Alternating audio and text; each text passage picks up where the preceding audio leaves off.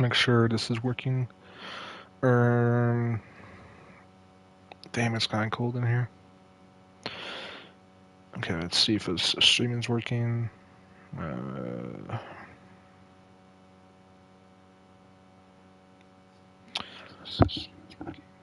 Okay, let's pick up my mic. That's good. That's good. That's good. That's good. And you can see here, I actually set the actual time for the clock for the second time, and they're thanking me. Like, it's honestly good that they appreciate what I do here.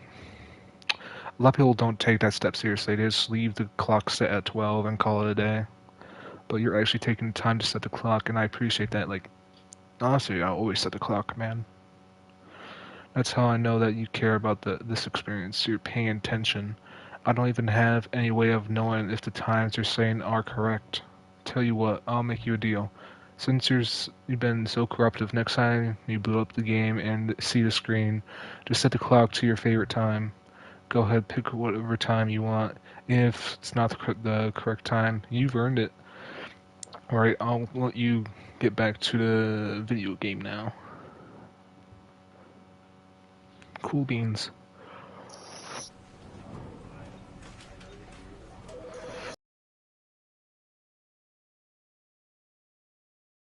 As you can see a certain number, and hopefully you know what that means.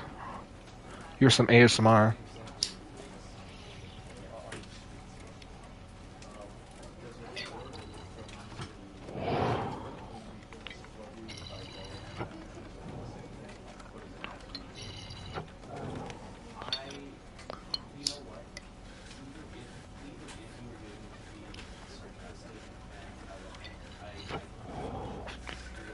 I actually wonder what they're saying in the back. I just heard the word like sarcastic or some shit.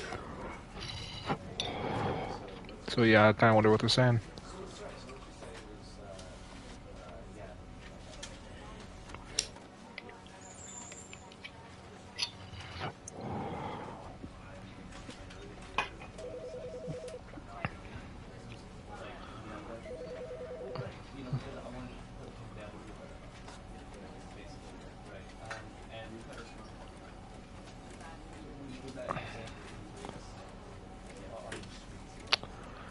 I kind of need to clean my stuff.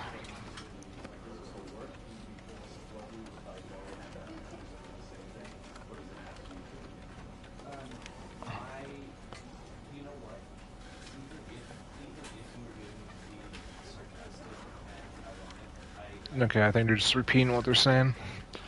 Because I heard this word sarcastic again. For those who know.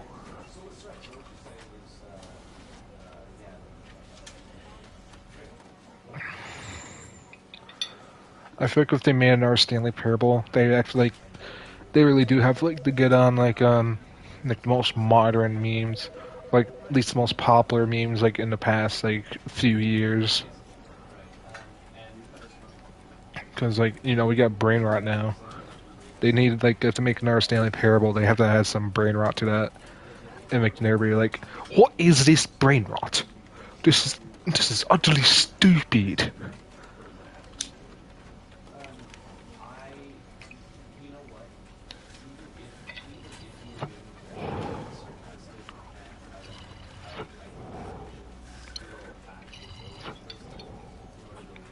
I actually really like streaming this game because like it's not like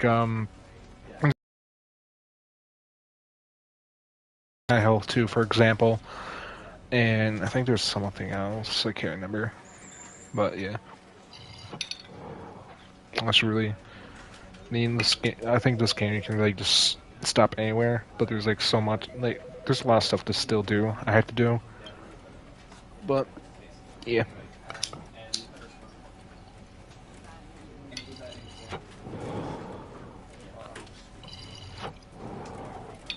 Like I can't 100% remember exactly what I did last time, so I might like do some stuff again.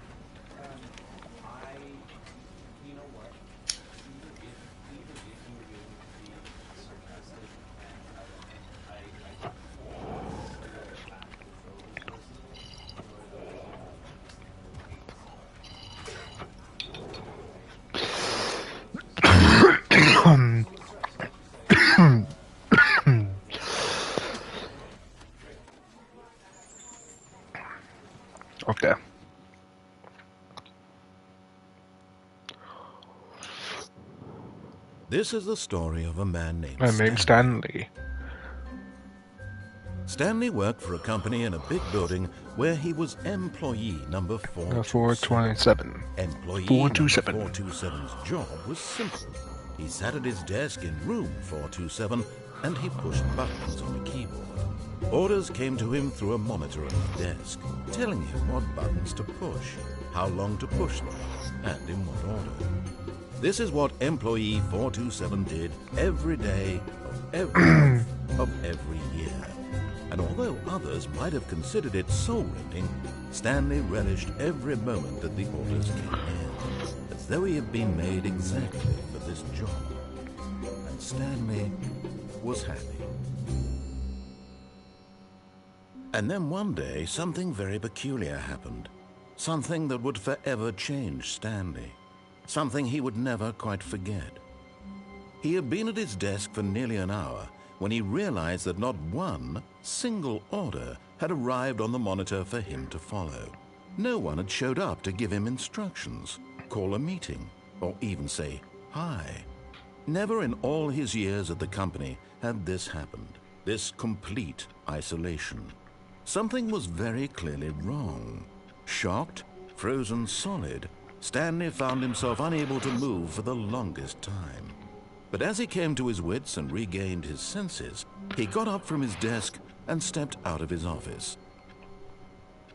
Oh my god.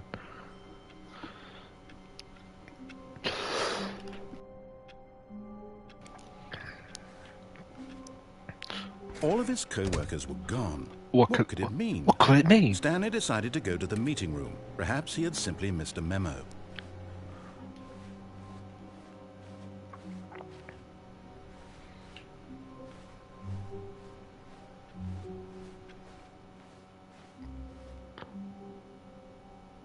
What the new content? This is new content? Oh my god. Oh good, you noticed my sign. Yes, I have something very exciting to show you. I need to see this. I need to see this.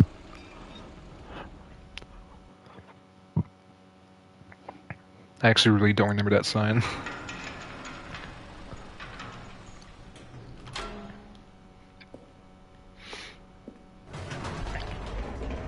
Oh, another elevator. I've been reflecting on the Stanley Parable and about how roundly disappointing this ultra-deluxe version has turned out to be. The original Stanley Parable was a landmark, and any new content for it should live up to that legacy. So forget this ultra-deluxe nonsense. I say we take it one step even further.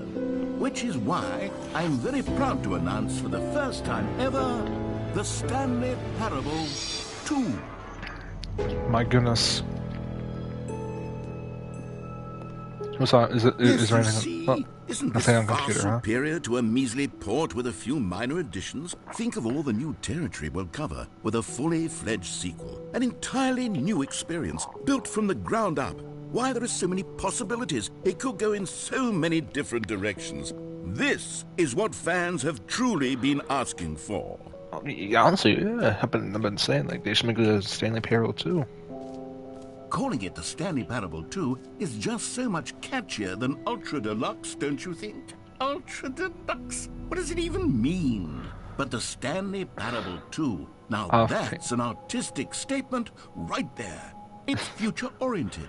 It screams progress and innovation and long-term franchising potential.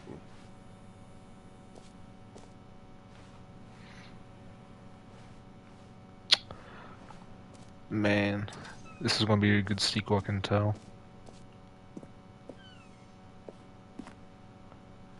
Oh my god, the 2 doors are back. That's huge. Thanks for attending my meeting. I wish I could get a closer look on what that picture is down there.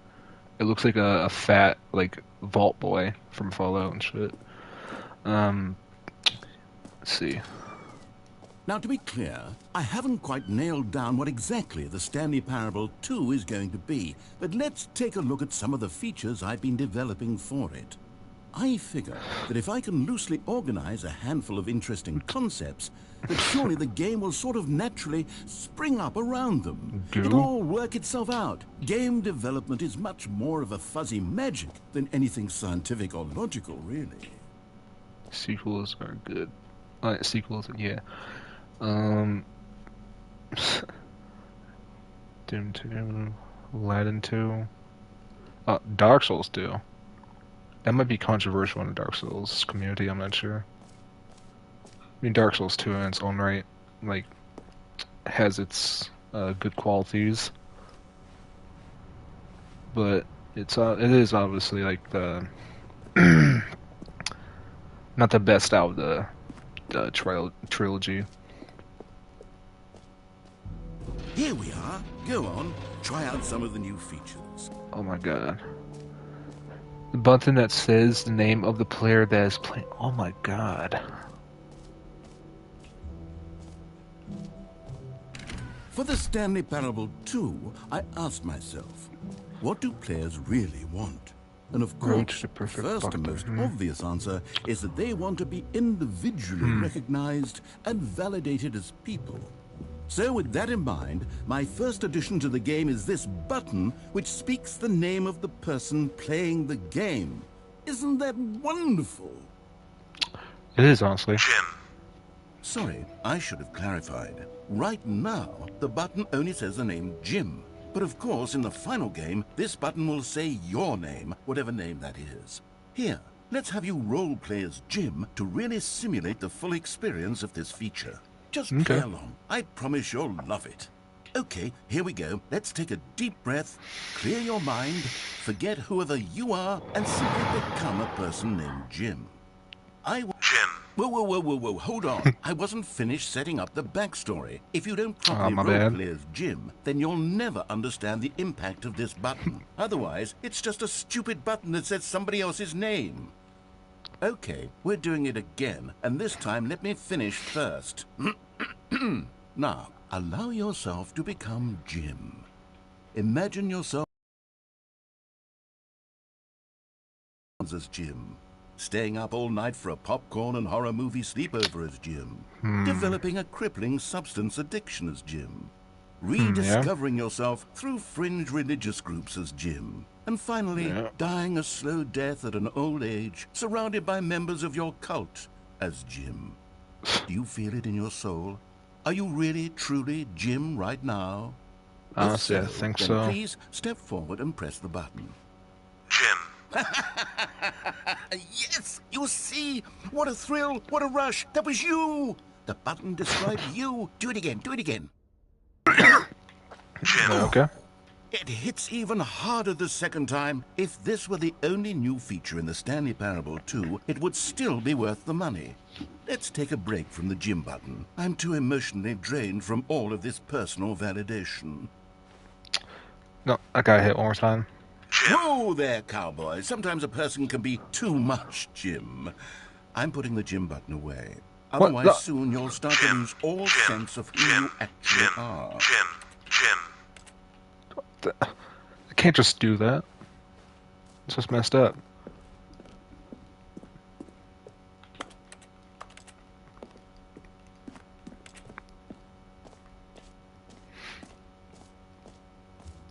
Let's see what else they have. I suppose I could allow only people named Jim to play the Stanley Parable 2. That would actually save me the work of finishing this feature.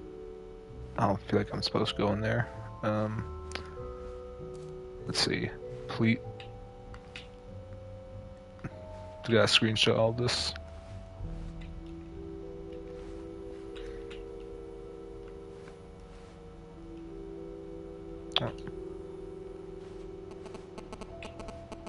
Oh, the baby's all grown up. I haven't seen the baby yet. That's kind of a spoiler. The button that says, okay, got the jump in circle and infinity hole. The bucket.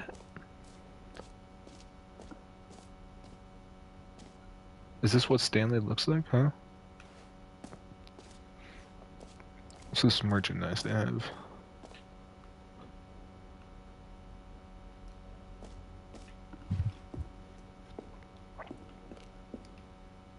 common complaint of the Stanley Parable was that it was confusing and paradoxical, that it engendered a chaotic sense of reckless despair in those who played it. Well, I'm happy to say that after much consideration, Where's the I bucket? engineered a clever solution to this fundamental problem with the game. It's the Stanley Parable Reassurance Bucket. You see, Stanley, anytime you're holding the bucket, a sense of calm my God. and ease will fill your mind and your heart. It's true. As long as you hold on to the bucket, the many disorienting contradictions of the Stanley Parable will feel perfectly normal and perhaps even comforting. You may even come to long for the gentle embrace of jarring cognitive dissonance while the bucket is in your arms. And to be honest, it's a much more convenient solution for me than actually redesigning the game to be less uncomfortable. Can you imagine what a pain in the ass that would be? Yes, the bucket is the perfect solution. Can I just have the bucket? Give it a try. Okay. Finally. Can you feel it?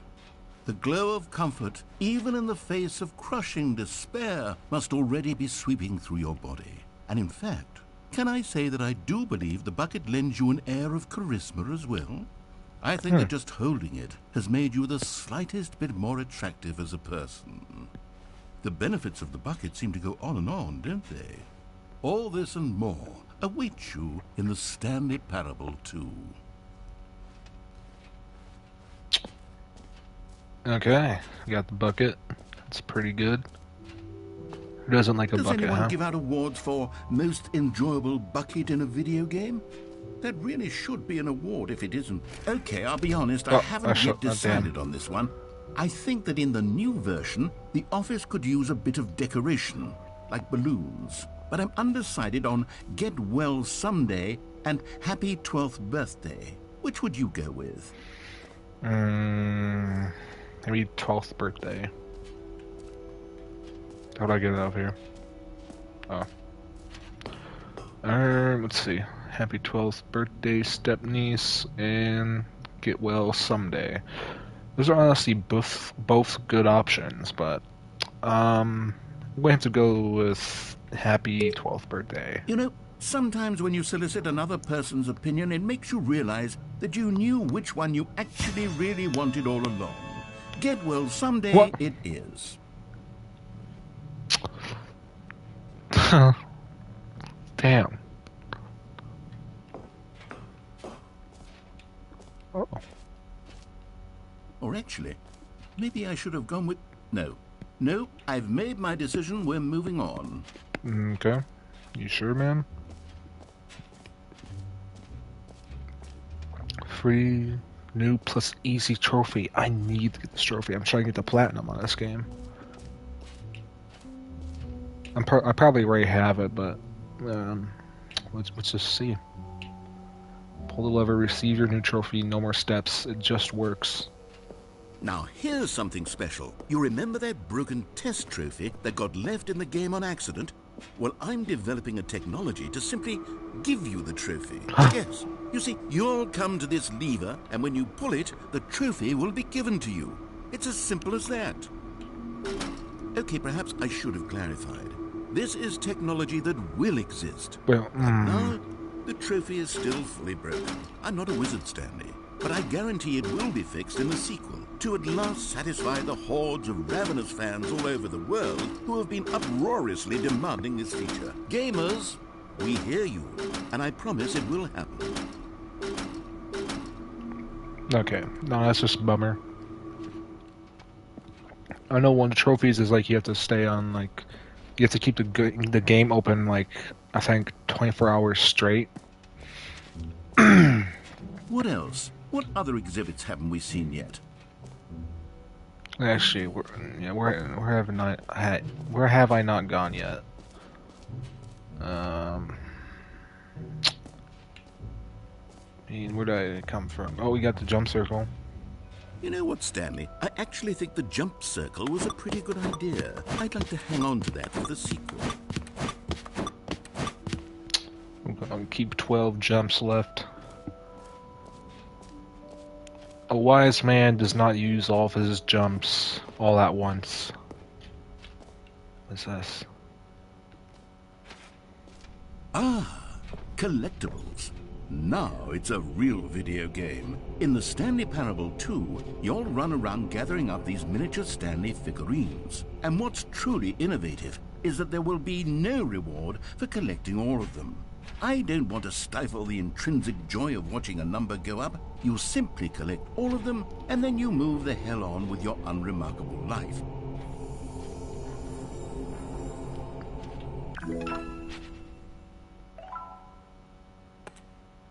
Hey.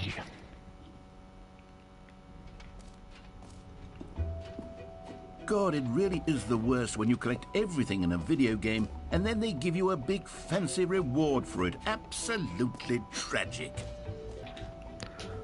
Lower level,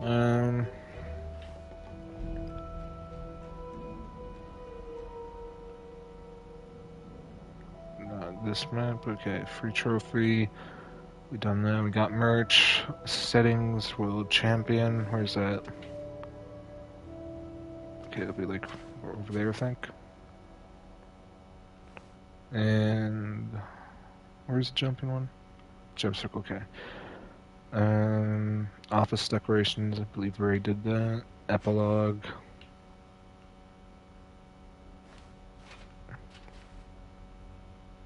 Okay. Collectibles, we did that. And infinity hole, it's right down there. Okay. Alright.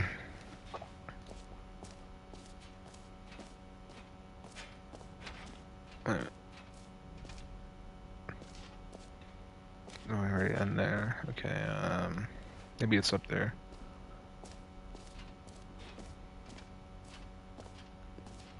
How did I get up there?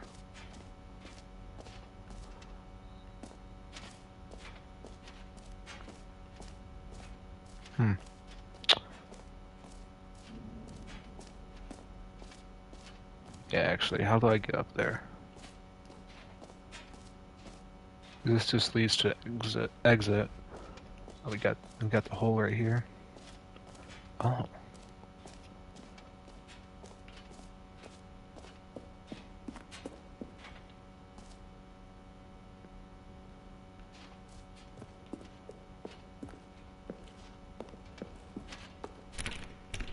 What?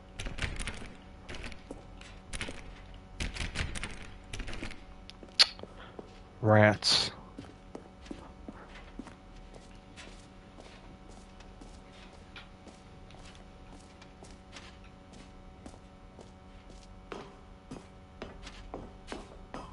An epilogue would be fun, wouldn't it, Stanley? Yes, it will go at the end of the, well, we'll figure that out later. What? Okay, we got one last thing. And that's the hole.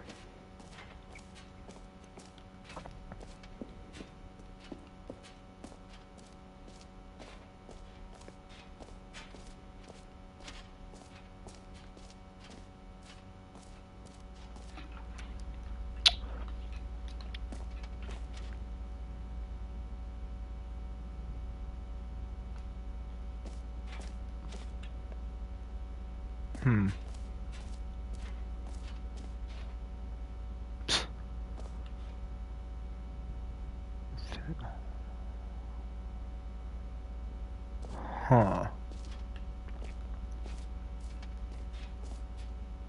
Stanley, here's an idea that I'm truly fond of. It's never been done before in a video game.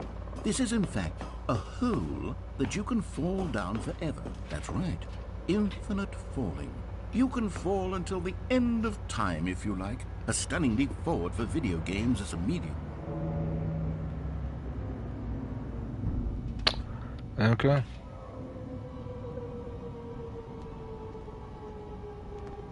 You see, isn't it wonderful? One of my more ingenious concoctions, if I do say so. Now then, since you've gotten to see the infinite hole, you can press the teleport button to pop back up to the top, and we can continue onward. I want to see if there's... is this really infinite? Now, I don't mean to be a bummer, but I do recommend you use the teleport button to go back to the top. Maybe do it on the sooner rather than later spectrum of things. Nah.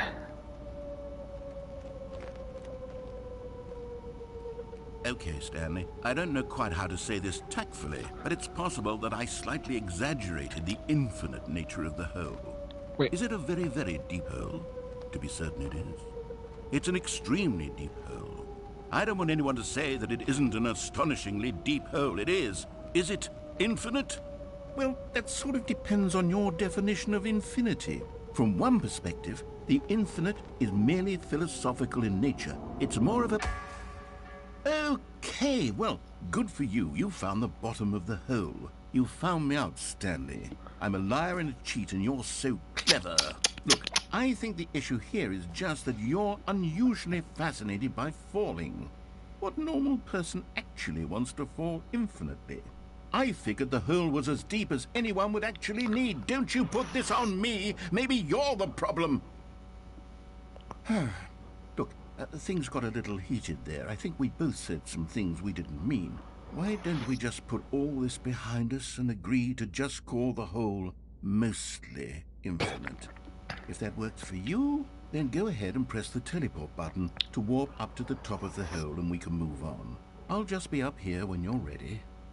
Great. Now, I'm very excited to show you even more of my ideas for the sequel. I'm pretty sure I already saw all of your ideas.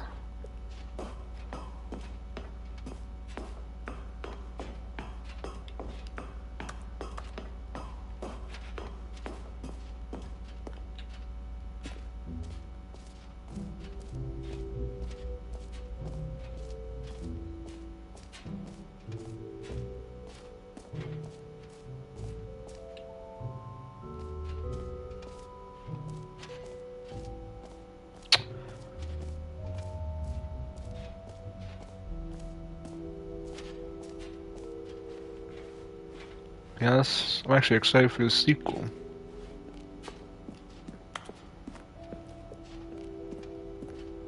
All right. Have you seen everything you wanted to? Ready to move on now?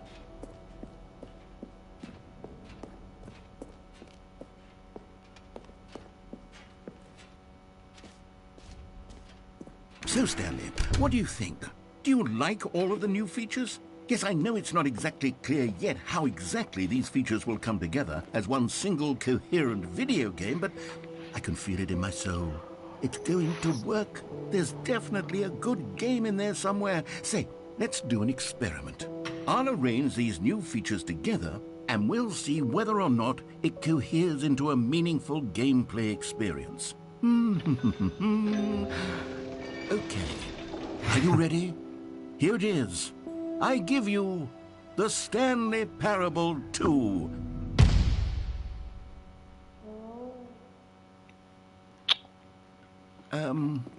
Well, I mean, there's potential here, right? It's sort of... Okay, never mind.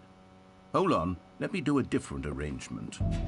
Okay, yes, this is much better. I feel good about this. Here we go. Version 2. What the deuce? Who am I kidding, Stanley? This isn't a coherent video game at all. It's a lot of gags. And I do very much enjoy creating gags, but they don't add up to anything. I wanted more than anything to create a sequel that would capture all the magic of the first game. I wanted fans to love it. No matter how good these gags are, they won't stand on their own. They would need the structure and the gameplay of the original. Wait, maybe that's it. I can take the original Stanley Parable and simply, well, insert a few of my new features into it. Tastefully, of course. With respect. With care for the vision and integrity of the original game. Would it possibly work? I suppose it could. But it would need a really, really tremendous title screen. A title screen that says with bold and uncompromising conviction, "This is the Stanley Parable 2. Let me see if I can whip something up. All right, perfect. Go ahead. Take a look.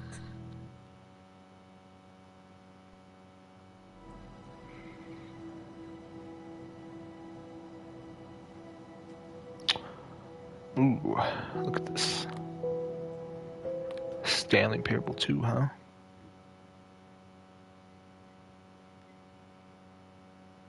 This is the story of a man named Stanley. Stanley worked for a company in a big building where he was employee number 7's job was simple. He sat at his desk in room 427 and he pushed buttons on a keyboard. Orders came to him through a monitor on his desk, telling him what buttons to push, how long to push them, and in what order. This is what employee 427 did every day of every month of every year. And although others might have considered it soul-rending, Stanley relished every moment that the orders came in, as though he had been made exactly for this job. And Stanley was happy. And then one day, something very peculiar happened. Something that would forever change Stanley. Something he would never quite forget. He had been at his desk for nearly an hour when he realized that not one single order had arrived on the monitor for him to follow. No one had showed up to give him instructions, call a meeting, or even say hi. Never in all his years at the company had this happened, this complete isolation. Something was very clearly wrong. Shocked, frozen solid, Stanley found himself unable to move for the longest time. But as he came to his wits and regained his senses, he got up from his desk and stepped out of his office.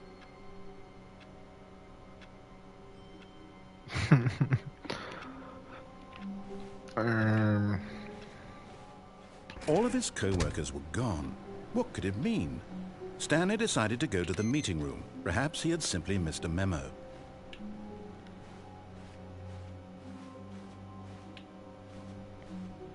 Stanley picked up the bucket.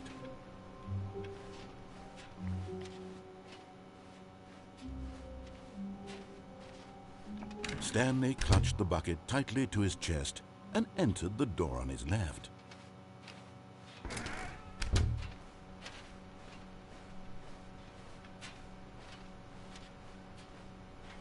Still no one was here. Stanley needed the bucket's warmth and comfort now more than ever. Perhaps his boss's office was where he'd find answers.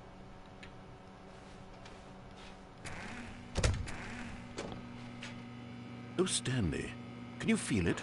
The broom closet. It wants the bucket. What? You can feel that, can't you? The aura of jealousy. It's as clear as day. This broom closet believes it deserves the bucket. I can really feel it now. It's a bucket. It belongs in a broom closet. That's what the broom closet is trying to say here. It's supposed to go with the other cleaning supplies. Good for you, Stanley. Don't give in. Don't hand over the bucket.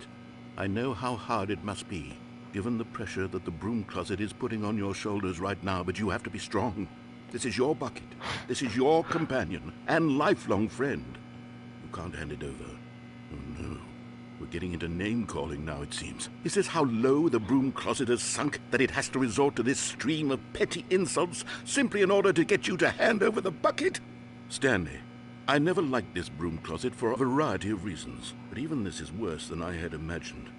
And wait, now the broom closet has the gall to imply that you and the bucket are not truly deep and lasting friends? What? That your relationship is purely superficial and convenient? That your life is so banal and meaningless that you'd feel the same sort of kinship towards any inanimate object which happened to lay in your path in an even partially enticing manner? Well, I'd never. Go on, Stanley. Lay into it. Really tell the broom closet off for its demeaning comments. Expand on the wide variety of experiences you and the bucket have shared together. Go through each of them point by point. Share your journal entries detailing the rich emotional landscape of your feelings for the bucket as they have changed and evolved over the years. Let him have it.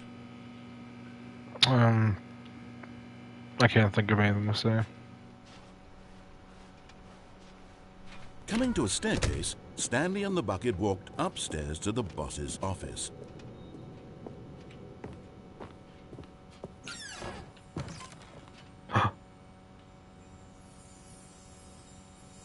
You found one of them. One of the miniature Stanley figurines. Remember, no reward for collecting all of these, only the intrinsic pleasure of a job well done. You can't buy that sort of happiness, Stanley. God knows I've tried. So, I implore you to savor each and every moment you come across one of these beautiful figurines.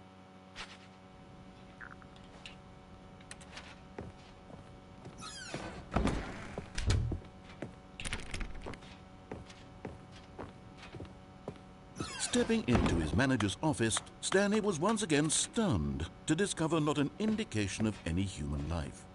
Crushed by the weight of this revelation, Stanley may have broken down into an emotional dumpster fire if not for the soothing presence of the bucket. Even now, in his darkest of hours, did the bucket's warmth and guiding light pierce the dark clouds of confusion and chaos. It would be with him always. The bucket would, and he knew it. The two of them were inseparable. At this point, Stanley was so absorbed in the tender spiritual connection he shared with the bucket that he didn't notice the keypad behind the boss's desk. Nor in his bliss of simply being near the bucket did he have any notion that the PIN number for the keypad was 2845.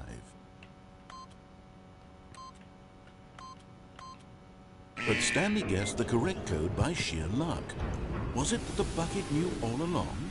Was the bucket guiding him? Yes, this is certainly the most logical explanation.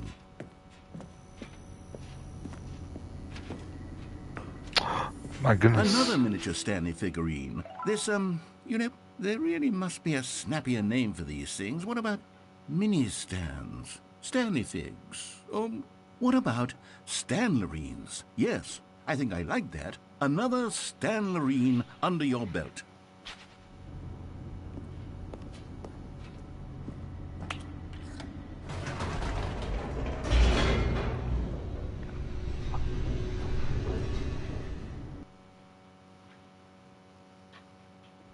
The elevator raced downward, plummeting towards an unknown fate. It would be all Stanley could do to keep himself together, if not for the bucket. Soothing him, comforting him, reassuring that in this darkest moment of uncertainty, he would be all right. The bucket is here for you, Stanley. Everything will be fine. Stanley and the bucket walked straight ahead through the large door that read, Mind Control Facility. Do I really want to do this again? I mean, it's going to be different with the bucket. But I kind of want to escape.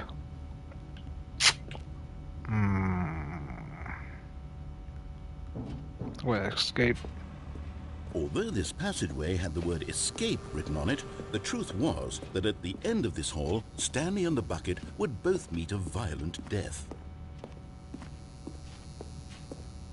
The door behind them was not shut. Stanley and the bucket still had every opportunity to turn around and get back on track. At this point, Stanley and the bucket were knowingly walking forward into a very painful death for each of them.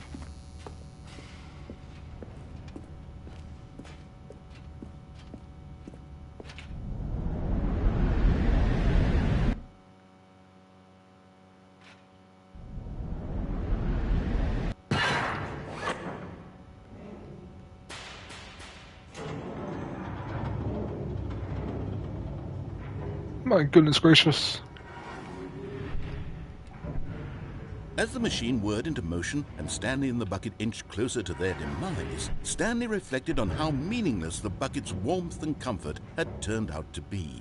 To be sure, it puts the mind and the soul at ease to embrace the bucket, but what use is a sense of ease when you're about to be crushed to death? This is what Stanley thought to himself, and he sort of kicked himself for wasting so much time carrying a bucket everywhere. Farewell, Stanley.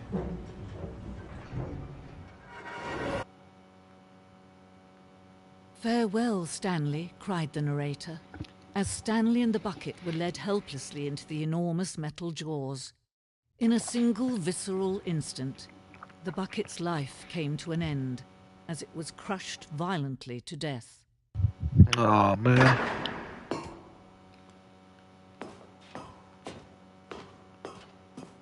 It was a shame, the death of such a magnificent bucket. It's true that all buckets are radiant in their own way, but this one stood above the rest. It was a glorious bucket to behold. My bucket, man.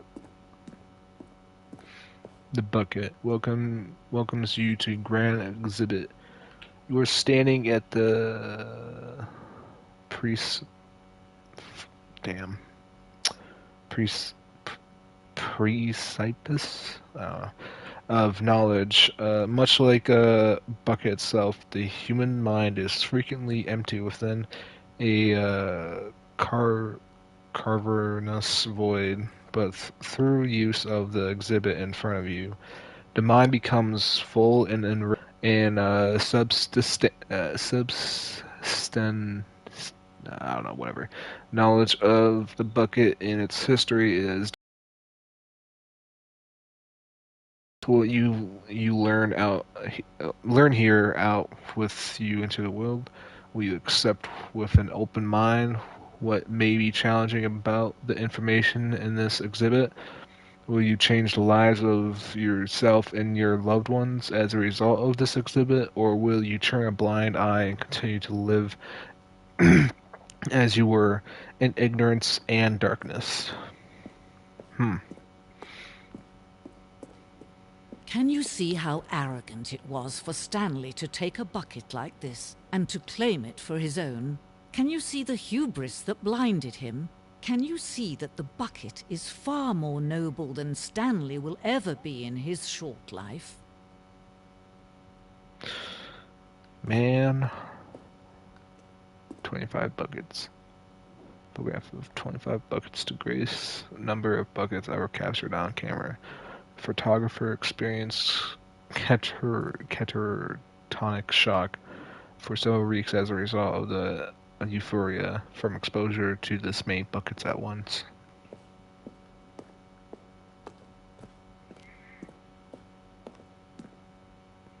A bucket with two handles?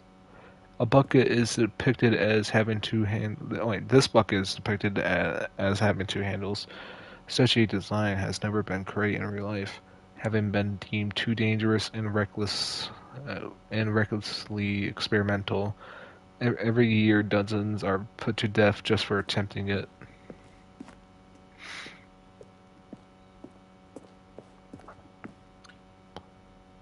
Inferno bucket.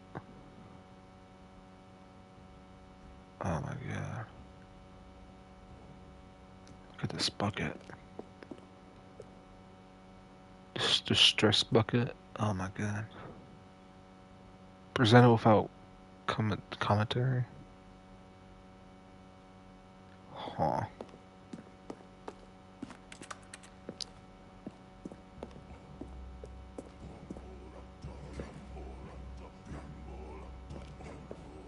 Cave drawing. While we know that buckets predate the existence of mankind, we do not know by how long. This cave drawing depicts early man's discovery of the practical uses of the bucket, by which time the bucket had already lately been around for several millennia. Notice in these drawings how the bucket is allowing itself to be used, having judged humanity to be worthy of its treasures.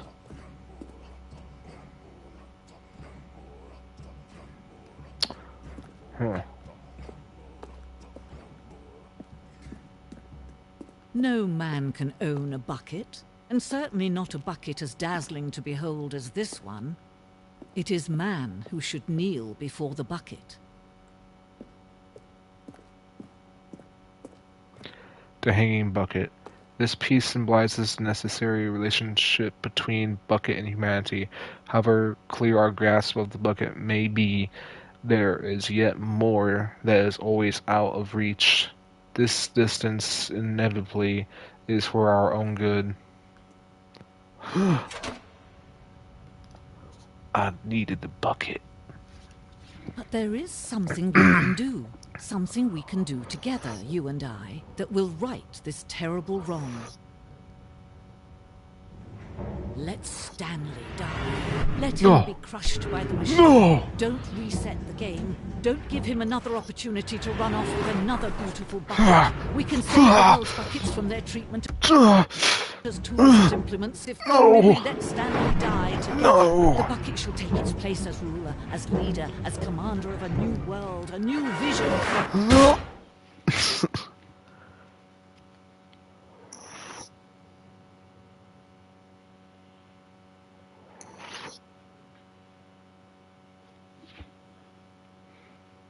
tragic. All of his co-workers were gone.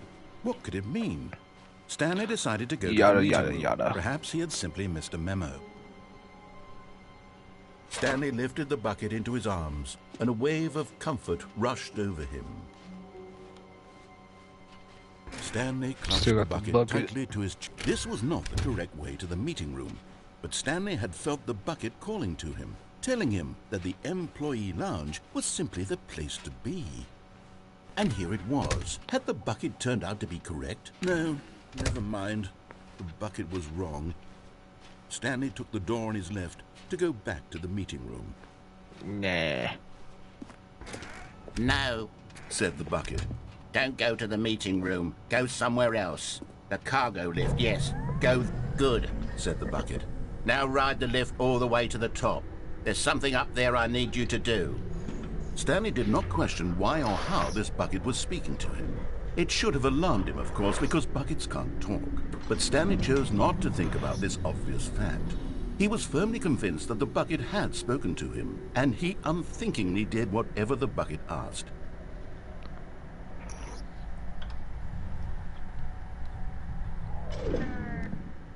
In here, said the bucket. Go into this dark room over here. Stanley once again obeyed blindly.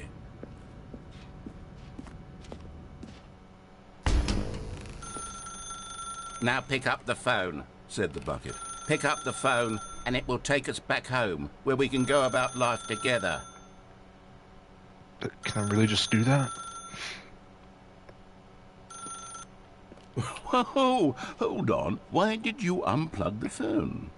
Were you trying to resist the bucket's orders? Stanley, I was joking. Obviously, the bucket isn't talking to you and telling you to do things. Buckets can't talk. It was a joke. Don't you get the joke? It's funny, Stanley. A talking bucket. Can't you see? Oh, goodness. I must have really bungled up the delivery if you actually took me seriously. Where did I mess up the joke? Should I have paused for longer or spoken quicker? Comedic timing is so difficult. I wish I were better at it. But there isn't exactly an instructional video on comedy that one can watch to fully... Oh, wait, yes, there is. By It's action? sitting right here. Let's take a look. Where? What is comedic timing? What is comedic timing? How does it work? How long should it last? How can it be used to effectively silence your political enemies? And more importantly, can it be taught in its entirety within 90 seconds? Thankfully, the answer to all of these questions is yes. Let's dive deeper. If you've ever told a joke or made someone laugh, in all likelihood, you did it while standing 50 to 80 centimeters from them in a room of no more than 76 degrees Fahrenheit, with one of your arms raised straight upward at a 15-degree angle from your body. These are the optimal conditions for good comedic timing. To begin the joke, start by stating and spelling your name. Next, provide a brief synopsis of the joke, including the specific times at which the recipient of the joke will laugh, and then spell out your name a second time. With these steps complete, it's time to begin the humor. Speak the entire joke in no more than 18 seconds and no less than 13 and a half, pausing only for bathroom breaks when necessary. When the joke has concluded, it is customary to inform your listener that the joke is over by declaring in your loudest possible voice, "I'm Dunny with the funny." Let's practice screaming, "I'm Dunny with the funny" now. I'm Dunny with the funny. Good. This saying is a perfect example of expectations management, which is the cornerstone of good comedy. Finally, it's time to hand out surveys. Collecting hard data from your audience on how rapt they were throughout the joke is the only way to grow or learn as a comedian. An effective survey should be no less than 10 pages long and should include the same question reprinted several times, just to ensure the survey taker is actually paying attention and not simply filling in answers at random. And that's all there is. With these strategies at your disposal, you'll have audiences doubled over in laughter and even tripled over in laughter in no time at all. Just remember to let them stop laughing at some point, you gut-busting little scamp. After all, we're each of us needed on the front lines of the war to fight the 12-legged invader who threaten our very existence, and to very likely die in a hailstorm of bullets and mandibles. All of us must be prepared to give our lives to this noble cause, just as our children must do after us, and their children after them. Godspeed, and may Earth reign supreme. Hey, goodness, this video is a little outdated, isn't it? Well, no matter. I think the fundamentals of proper comedic timing are still as relevant today as they were back then. So with that in mind, I believe the only way forward is for us to return to the two doors and walk through all of this again, so I can try telling my story with more appropriate comedic delivery. Come along, let's head back. Okay.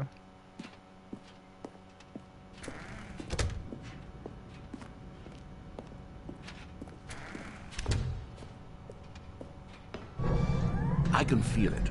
This time, I'm really going to nail the delivery. You'll be in stitches. A talking bucket, you'll say? How ridiculous. How absurd. What a hilarious concept. The king of comedy. That's what you'll call me. Thank goodness we had the instructional video.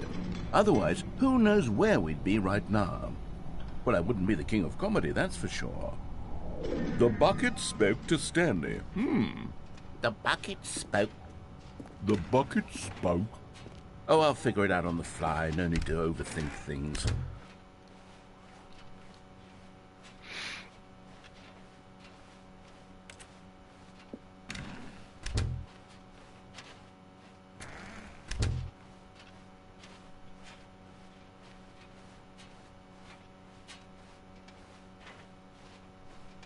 Here we go.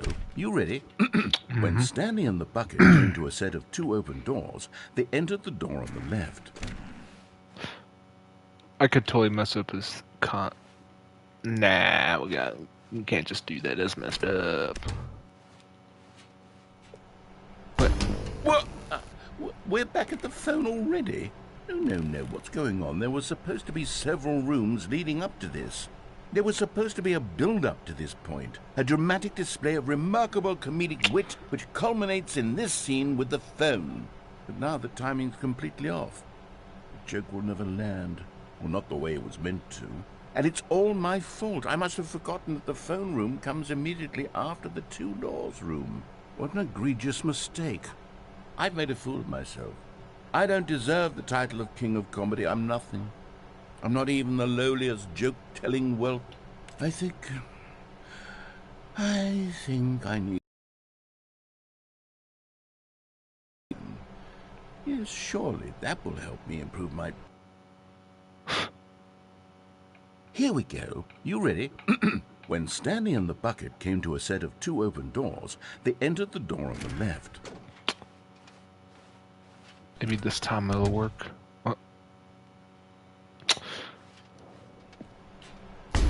What? We're back at the phone already? No. What? Here we go. You ready? When Stanley and the bucket came to a set of two open doors, they entered the door on the left. This is playing this game I do this. What? We're back at the phone already? No. Okay, I guess I have to go to the left door. You ready? When Stanley and the bucket came to a set of two open doors, they entered the door on the left. No. You were supposed to go through the door on the right, leading back to the phone. Did you not even look at the instructional video? I think this is all covered very clearly. There's no way I can make the comedic timing work now. It's done. The joke is completely done and over. It's all your fault, Stanley. I'm going to be ridiculed in the community of other joke writers. I'm going to be shamed at every one of our meetings from now on. All because you couldn't watch a simple video and take a hint. Are you proud of yourself for bringing me down, Stanley? Are you proud? Stanley, you love the bucket so much it's like you... it's as though all of your other most prized possessions pale in comparison. Yes. Let me try that again, Stanley. I heard that you are pale with shame over how unabashedly in love with a bucket you are. No? Still not? Is it the delivery? Pale with shame. Pale with shame? Pale... What's another word to describe a bucket? Stanley, this bucket is so metal, I think I saw it playing guitar. No. We're getting away from making fun of Stanley's obsession with the bucket, which was the whole point of this. I'm no good at these jokes. I need more instructional videos. That's exactly what it is. That's what will make me the king of comedy again. More instructional videos. Let's see. When do we actually got our... Oh, man. Damn, I was actually hoping for another instructional video. Let's see, what have we not done yet? How long have I been streaming for? I think we'll do one more. All of his co-workers were gone. What could it mean? One more. Stanley decided to go to the meeting room. Perhaps he had simply missed a memo. You know, let's not take the bucket this time. We'll basically do the same thing we did last time, but with not the bucket. When Stanley came to a set of 2 open doors, this was not the correct way to the meeting room, and Stanley knew it perfectly well. Perhaps he wanted to stop by the employee lounge first, just to admire it. Wow, yes, this room. But eager to get back to business, Stanley took the first open door on his left. Nope. Stanley was so bad at following directions, it's incredible he wasn't fired years ago. Look, Stanley, I think perhaps we've gotten off on the wrong foot here. I'm not your enemy, really, I'm not. Ooh, I realize I didn't see that last trust time. In someone else can be difficult, but We the got a fact Stanley is that the collectible story right there. has been about nothing but you all this time. But how do I get over there? There's someone you've been neglecting, Stanley. Someone you've forgotten about. Please, stop trying to make every decision by yourself. Wait. Now, I'm not asking Okay, I for see me. it. That's how I get down asking there. for her. This is it, Stanley. Your chance to redeem yourself. To put your work aside. To let her back into your life. She's been waiting. That's her, Stanley. You need to be the one to do this. Yeah. Oh, no, you can't. Did you just unplug the phone? No, that wasn't supposed to be a choice. How did you do that? You actually chose incorrectly? I didn't even know that was possible. Let me double check. Wait, did I do this before? Oh, it's definitely here, clear as day. Stanley picks up the phone. He's taken to his apartment where he finds his wife, and the two pledge themselves to one another. Music comes in, fade to white, roll credits. Not picking up the phone is actually somehow an incorrect course of action. How is that even possible? None of these decisions were supposed to mean anything. I don't understand. How on earth are you making meaningful choices? What did you... Wait a second. Did I just see... No, that's not possible. I can't believe it. How had I not noticed it sooner? You're not Stanley. You're a real person. I can't believe I was so mistaken. This is why you've been able to make correct and incorrect choices. And to think I've been letting you run around in this game for so long. If you'd made any more wrong choices, you might have negated it entirely. It's as though you completely ignored even the most basic safety protocol for real-world decision-making. Or did you not grasp the severity of the situation? Well, I won't have that kind of risk on my watch. I'm going to stop the game for a moment so we can educate you properly on safe decision-making in the real world. Please observe this helpful instructional sweet, our instructional video. Choice. It's the best part of being a real person. But if used incorrectly, can also be the most dangerous. For example, in this scenario, a hypothetical real person named Rupert has a choice. He could invent a machine that eliminates food shortages across the world to make life better for all people. Or he could spend years of hard work forgetting how to read. Which choice would you make? Remember that unlike here, the real world makes sense, and at no time should you make a choice that does not conform to rational logic. If you find yourself speaking with a person who does not make sense, in all likelihood, that person is not real. Allow the person to finish their thought, then provide an excuse why you cannot continue talking. Turn to a partner and practice saying, My goodness, is it 4:30? I'm supposed to be having a back, sack, and crack. I really don't have a Excellent. person near me. Making choices on a regular basis is the best part to a healthy decision-making process. Most medical professionals recommend making at least 8 choices per day. Do you make more than 8? Less? And finally, if you begin to wonder if your choices are actually meaningful and whether you'll ever make a significant contribution to the world, just remember that in the vast infiniteness of space, your thoughts and problems are materially insignificant, and the feeling should subside. At this time, your instructor will guide you in an exercise to test and reinforce the material covered in this video. Ah, welcome back. You may have noticed that this room has begun to deteriorate as a result of narrative contradiction. But not to worry. Now that you're properly informed on good decision-making, we're going to revisit a choice you made just a few minutes ago and see what the correct thing to do would have been. This way, please.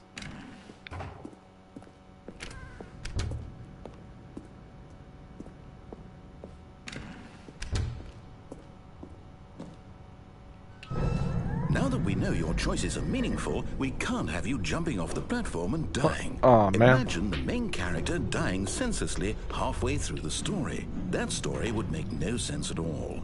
We just need to get you home as soon as possible before the narrative contradiction gets any worse. Unfortunately, it seems this place is not well equipped to deal with reality. Can I still go over here? Drats.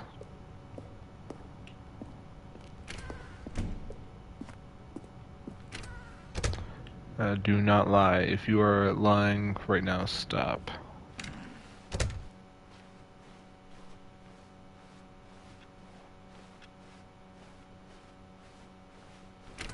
Almost there. You'll take the door on the left, back to the correct ending, the story will have resolution once again, and you'll be home free in the real world. Now remember, all you need to do is behave exactly as Stanley would. That means choosing responsibly and always putting the story first. I'm quite sure you'll be up to the task. Just follow my lead and you'll be fine. All right. When Stanley came to a set of 2 open doors, he entered the door on his left.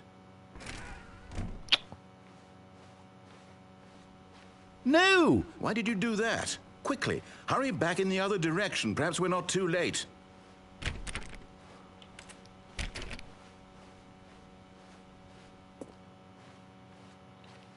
Can I just do it again? Okay, no. I guess not.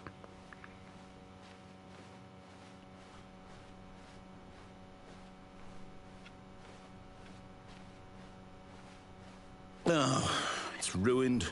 I can't believe, after everything we talked about, that my story, you've destroyed my work. Why? For what? What did you get out of that? What did you think was so special about seeing the game undone, left here like so much garbage? It's worthless now. And what am I supposed to do? Even if there were a way to continue, would it be worth it? To know that my story is now incorrect? How can I go back to that? I can't erase that knowledge. I'll have to live with it forever, reliving its impossibility forever. I couldn't live that way. Is it better to shut the game down entirely? To willingly destroy all of my work? I don't know. What's the answer? What do I do? What do I do? What do I... No, I have to.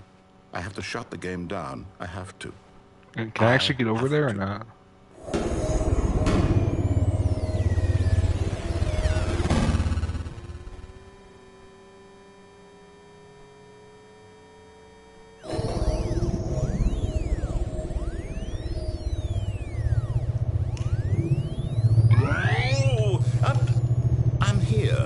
I'm still here in this pile of rubbish, with you, who thought you were so clever. Now look where we are. My entire game is destroyed. It was the only thing in the world that was mine, and you've run it into the ground. What, did you think that would be funny? You just had to see?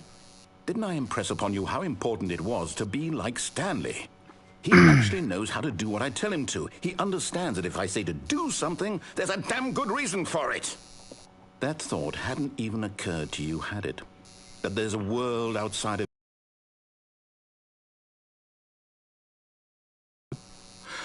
My story?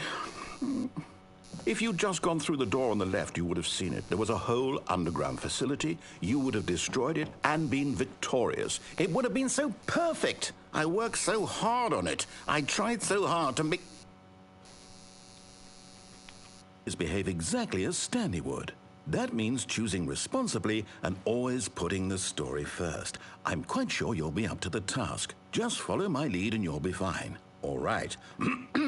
When Stanley came to a set of 2 open doors, he entered the door on his left. Should I do the same thing or not? I wonder what happened. If I did it twice, so I have to like relive that experience? Yeah.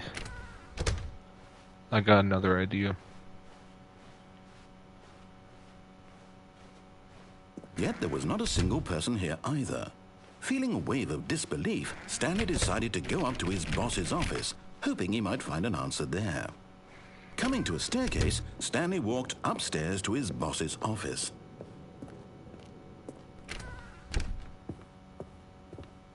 Stepping inside his manager's office, Stanley was once again stunned to discover not an indication of any human life. Shocked, unraveled, Stanley wondered in disbelief who orchestrated this, until he saw the door with a voice receiver next to it. Surely behind this door lay all the answers to his questions. And beyond all probability, he knew the passcode. He had seen it on his boss's computer just last week. Night Shark 115. Was this the code to open the door? Would it still work? There was only one way to find out. Stanley had been trained never to speak up, but now he would draw from within himself the courage to face the unknown.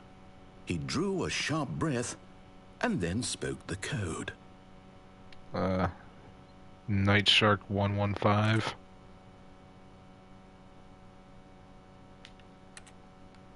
Okay. Stanley spoke the code. Night Shark 115. He Night spoke it into the receiver, right there on the wall. Which one is the receiver? Night Shark 115? Yep. Okay. I'm sorry, is there a problem? You didn't mishear me, did you? Please speak the code into the receiver. Otherwise we can't get on with the story. This is a crucial step.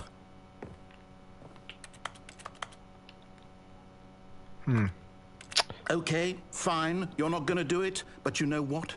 It's pretty humiliating to bring you this far, only for you to suddenly decide you have better things to do. I asked you for this one single thing, for your respect. The kind of respect Stanley shows for his choices. He knows what it means to take a story seriously. If you didn't want to see what I had to show you, then why did you come here? You had a choice, you know. You could have gone through the door on the right. You could have done whatever the hell you wanted over there. Why did you come this way? Speak. Say something to me. Explain yourself, you coward. You... What the deuce? When Stanley came to a set of 2 open doors, he entered the door on his left. Stanley? Hello? Are you... Is everything okay? Stanley, please. I need you to make a choice. I need you to walk through the door. Are you listening to me? I was going to, Can you hear me? not turn off the mine facility, but I forget about Stanley, that, this is important. speaker thing. The story needs you. It needs you to make a decision. It cannot exist without you. Do you understand me? Whatever choice you make is just fine. They're both correct. You cannot be wrong here. We can work together. I'll accept whatever you do. I simply need you to take that step forward, please. Choose. Do something. Anything. This is more important than you can ever know. I need this. The story needs it. So, you hear me? Are you there? Are you listening to this? Stanley, are you there? Okay. It's okay, I can wait. You need time to decide. Time to make sure your choice is correct. That is the best choice. That's all right. I'll wait for you to decide what's the right thing to do. Take as much time as you need.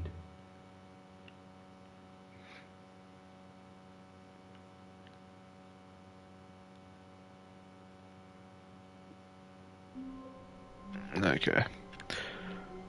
think we'll play more Stanley later. Like maybe tomorrow or like next day. But that's the end of today's stream.